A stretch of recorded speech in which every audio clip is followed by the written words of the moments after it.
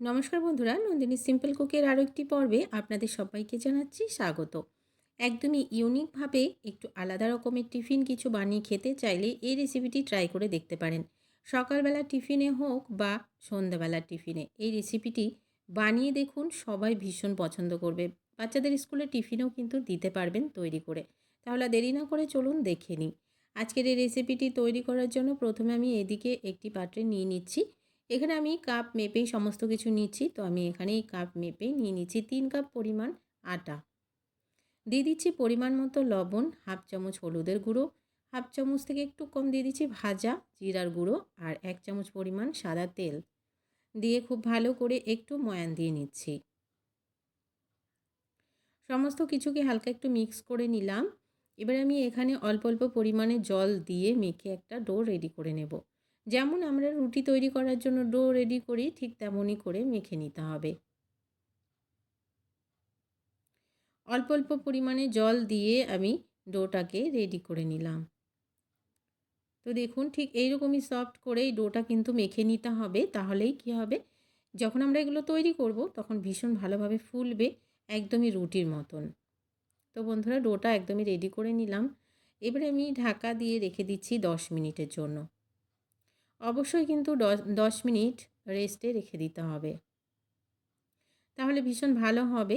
এবারে আমি এদিকে একটা ফ্রাইং প্যান গরম হতে দিয়েছিলাম। ফ্রাইং প্যানটা গরম হয়ে গেলে দিয়ে দিচ্ছি ১.৫ চামচ পরিমাণ সাদা তেল।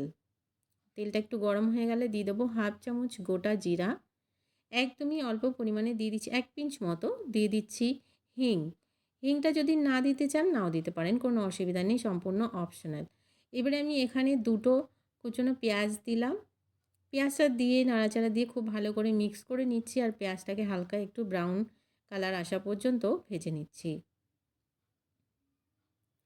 এবার আমি এখানে দিয়ে দিচ্ছি দুটো ক্যাপসিকাম। ক্যাপসিকামগুলোকে একটু ছোট করে কেটে নিয়েছিলাম, দিয়ে দিলাম ক্যাপসিকামটা। ক্যাপসিকামটা দিয়েও একটু ভেজে নিতে হবে যতক্ষণ না পর্যন্ত এই ক্যাপসিকামটা একটু সফট হয়ে যাচ্ছে।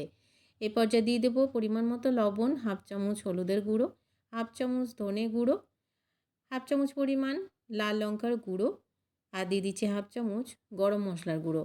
দিয়ে খুব ভালো করে সমস্ত কিছুকে মিশিয়ে নিচ্ছি। এই রেসিপিতে আমি কাঁচা লঙ্কা ব্যবহার করছি না, কারণ এই রেসিপিতে কাঁচা লঙ্কাটা না দেওয়াই ভালো, খেতে অন্যরকম একটা টেস্ট আসে। আপনারা চাইলে দিতে পারেন, নাও দিতে পারেন, সেটা সম্পূর্ণ আপনাদের পছন্দ মতো। খুব ভালো করে মিক্স করে নিলাম সমস্ত কিছুকে, আর ক্যাপসিকামগুলোও কিন্তু অনেকটাই সফট হয়ে এসেছে। নাড়াচাড়া দিয়ে আরও কিছুক্ষণ একটু ভেজে নেব। এই পর্যায়ে একটু ঢাকা দিয়ে রেখে দেবো ক্যাপসিকামগুলো থেকে, যেন খুব ভালোভাবে জল বেরিয়ে ক্যাপসিকামগুলো একদমই সফট হয়ে যায়। কিছুক্ষণ ঢাকা দিয়ে রেখে দিয়েছিলাম বন্ধুরা। তো দেখে নিচ্ছি ক্যাপসিকামগুলো সেদ্ধ হয়েছে কিনা। খুব ভালোভাবেই কিন্তু সেদ্ধ হয়ে গেছে, আর একদমই সেদ্ধ করার প্রয়োজন নেই। আর একটু নাড়াচাড়া দিয়ে একটু ভেজে নিলেই হবে।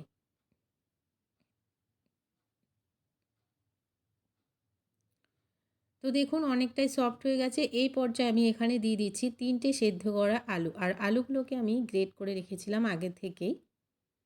এই আলুতে যেন একদমই জল না থাকে সেদিকে খেয়াল রেখে আলুগুলোকে সেদ্ধ করে অনেক আগেই জল থেকে তুলে একটু গ্রেট করে রেখে দিতে হবে। এবার আমি এখানে ১ চামচ পরিমাণ দিয়ে দিচ্ছি আমচুর পাউডার। আমচুর পাউডার যদি না থাকে একটু লেবুর রসও এখানে দিয়ে নিতে পারেন। খুব ভালো করে এবারে মিক্স করে নিচ্ছি। আলুর সাথে সমস্ত কিছু একটু মিক্স করে নিলেই কিন্তু রেডি হয়ে যাবে পুরটা। আমি আর এখানে অন্যরকম কোনো সবজি দিলাম না।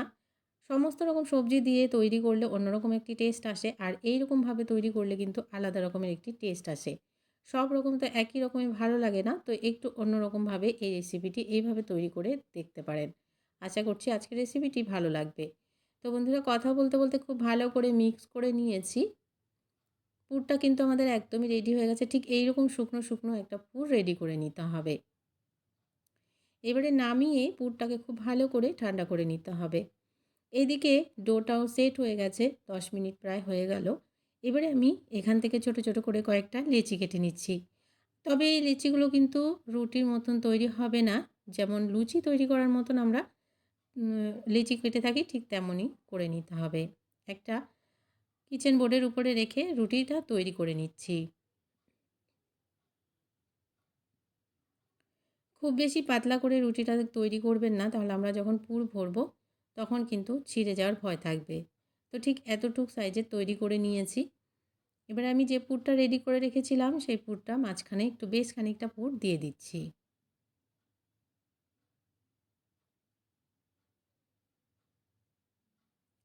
চারিদিক থেকে মুখটাকে বন্ধ করে দিচ্ছি।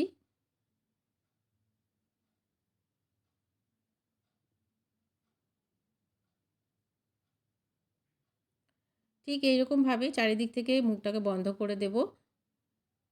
এবারে আমি একটা রোলিং পিনের সাহায্যে একদমই হালকা হাতে একটু প্রেস করে বেলে নেব। তবে কিন্তু খুব বেশি প্রেস করতে যাবেন না, তাহলে পুরটা বেরিয়ে যাবে আর চারিদিক থেকে ফেটে যাবে। একদমই হালকা হাতে করতে হবে, তাহলে দেখবেন খুব সুন্দরভাবে তৈরি হয়ে যাবে।